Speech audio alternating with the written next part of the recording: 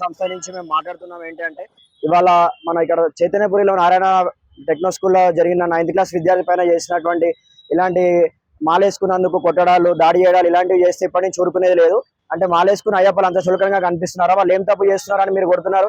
అదే మీకు రంజాన్ టైంలో క్రిస్మస్ టైంలో మాత్రం వాళ్ళు వచ్చి రోడ్ల మీద మీకు నమాజ్లు చేసినా రోడ్ల మీద సెలబ్రేషన్ చేసినా కూడా మీరైతే అన్నిటికి ఒప్పుకుంటారు, అన్ని సమర్థిస్తూ ఉంటారు. అంటే ఇవాళ మీకు చిన్న పిల్లలు మాలేసుకొని స్కూల్కి వెళ్ళి చదువుకోవడం తప్పైపోయిందా?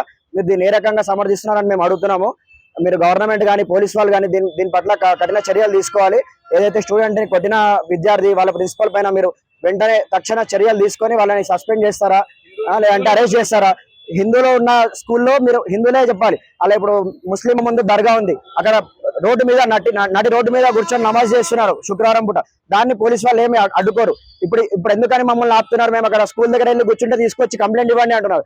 ఆ ప్రిన్సిపల్ గానీ ఆ టీచర్ ని కానీ బయటకు తీసుకురావడం లేదు. వాళ్ళని తీసుకొచ్చి ఇదే చట్టం అందరికి అమలు చేయాలి. మైనార్టీ స్కూళ్ళు ఉన్నాయి, వాళ్ళ దాంట్లో మనకి అడ్మిషన్లు ఇవ్వరు. అలాంటి మన హిందువులు ఉన్న స్కూల్లో 90% హిందువులు ఉన్న దగ్గర వాళ్ళు కూడా ఉండొద్దు. ముస్లిం పిల్లలు ఉండొద్దు, క్రిస్టియన్ పిల్లలు ఉండొద్దు. వాళ్ళని తీసేయండి ఫస్ట్ స్కూల్ నుంచి. లేదంటే మమ్మల్ని మేమన్నా కొత్త స్కూల్లో జాయిన్ అవుతాం. కానీ ఇలాంటి మాత్రం మేము ఎంకరేజ్ చేసేది లేదు. స్వామి శరణమయ్యప్ప, శ్రీరామ్, జై శ్రీరామ్, వర్ధిల్లాలి, వర్ధిల్లాలి.